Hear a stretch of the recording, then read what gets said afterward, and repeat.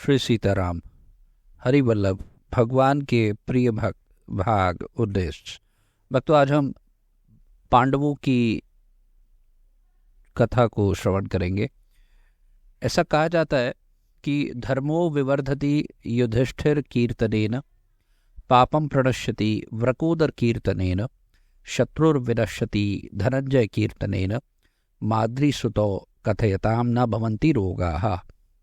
कि युधिष्ठिर का नाम लेने मात्र से धर्म की वृद्धि होती है, वृकोदर यानी भीमसेन का नाम लेने मात्र से पापों का नाश होता है, धनंजय यानी अर्जुन का नाम लेने से शत्रुओं का विनाश होता है, और माद्री के दोनों पुत्र नकुल और सहदेव का नाम लेने से रोग नहीं होते हैं।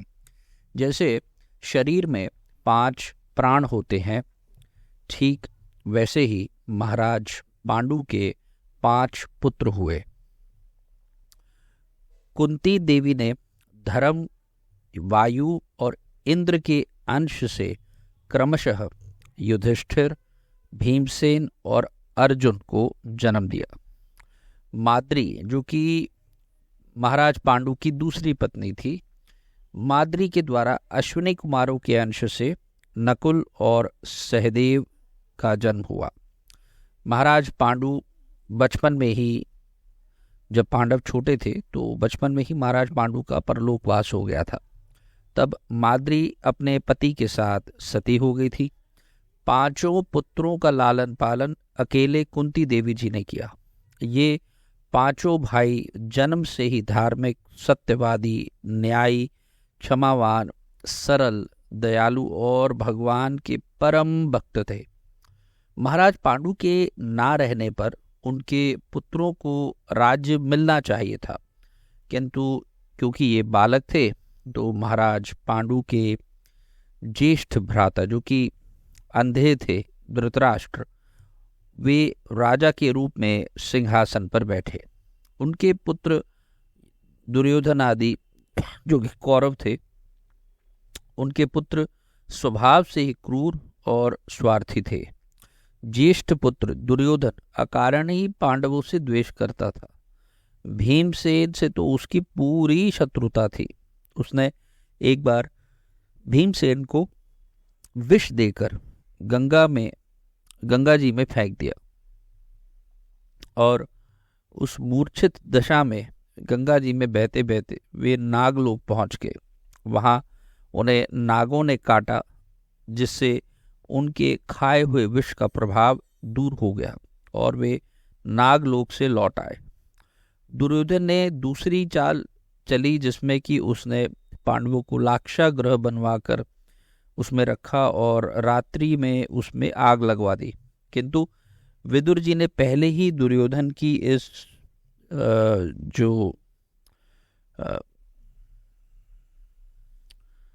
उसकी जो सोच थी, इसको लेकर के उन्होंने पहले ही पांडवों को सचेत कर दिया था। अब वो अग्नि से बचकर चुपचाप वन में निकल गए और गुप्त रूप से यात्रा करने लगे। भीमसेन शरीर से बहुत विशाल थे। बल में उनके जोड़ का कोई भी व्यक्ति मिलना कठिन था। वे बड़े बड़े हाथियों को उठाकर सहज ही फेंक देते थे। वन में माता कुंती और सभी भाइयों को वो अकेले ही कंधे पर बैठाकर मजे से यात्रा करते थे और कराते थे। अनेक राक्षसों को उन्होंने वन में मारा। धनुर्विद्या में अर्जुन अद्वितीय थे। इसी वनवास में पांडव द्रुपद के यहाँ पर गए और वहाँ स्वयंवर सभा में मत्स्य वेद करके उन्होंने द्रौपदी को प्राप्त किया। माता कुंती के वचन की रक्षा के लिए द्रौपदी 5 भाइयों की पत्नी बनी। धृतराष्ट्र ने समाचार पाकर पांडवों को हस्तिनापुर बुलवाया और आधा राज्य दे दिया।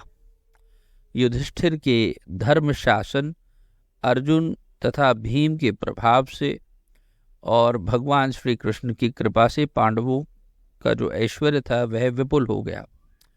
युधिष्ठिर ने दिग्विजय करके एक राजसूय यज्ञ किया और फिर वे राजेश्वर हो गए। किंतु युधिष्ठिर को इस तरह से युधिष्ठिर को ऐसा करने पर कोई अहंकार नहीं हुआ। उन्होंने अपने भाइयों के साथ भगवान श्री कृष्ण की अग्र पूजा की और उनके चरण पखारे। दुर्योधन से पांडवों का यह वैभव सहन नहीं हुआ। धर्मराज को महाराज धृतराष्ट्र की आज्ञा से जुआ खेलना स्वीकार करना पड़ा। जुए में सब कुछ हारकर पांडव 12 वर्ष के लिए वन में चले गए और 1 वर्ष उन्होंने अज्ञातवास भी किया। उस युद्ध में जब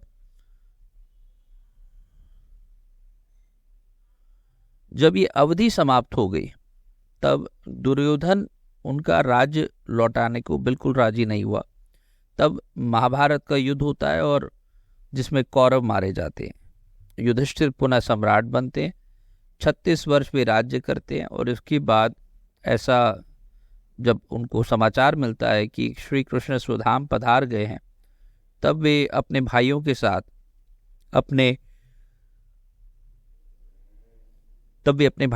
अपने पौत्र को, जो कि परीक्षित था, परीक्षित जी को राज्य देकर अपने भाइयों के साथ सब कुछ छोड़कर हिमालय की ओर चल देते। वे भगवान में मन लगाकर महाप्रस्थान को चले गए। भगवान श्री कृष्ण तो धर्म और भक्ति के साथ है। जहाँ धर्म है वही श्री कृष्ण है और जहाँ श्री कृष्ण है वही धर्म है। पांडवों में धर्मराज युधिष्ठिर साक्षात धर्मराज ही थे और भगवान के अनन्य भक्त थे। अर्जुन श्री कृष्ण के प्रिय सखा ही थे। भीमसेन श्याम सुंदर को बहुत मानते थे। भगवान उनसे बहुत हास परिहास कर लेते थे, किंतु कभी भी भीमसेन जी को श्री कृष्ण के आदेश पर कभी कोई आपत्ति नहीं हुई। कोई युधिष्ठिर या श्री कृष्ण का अपमान कर दे, ऐसा उन्हें तनिक भी सहन नहीं होता था।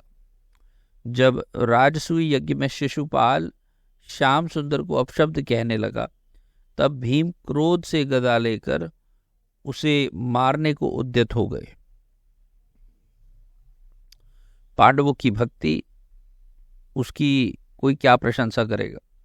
जिनके प्रेम में वश होकर स्वयं त्रिभुवननाथ द्वारकेश उनके दूत बनते हैं, फिर सारथी बनते हैं और सब प्रकार से उनकी रक्षा करते हैं, उनके सौभाग्य की कोई सीमा नहीं है। ऐसे ही पांडवों का भ्रातृ प्रेम बहुत ही अद्वितीय है।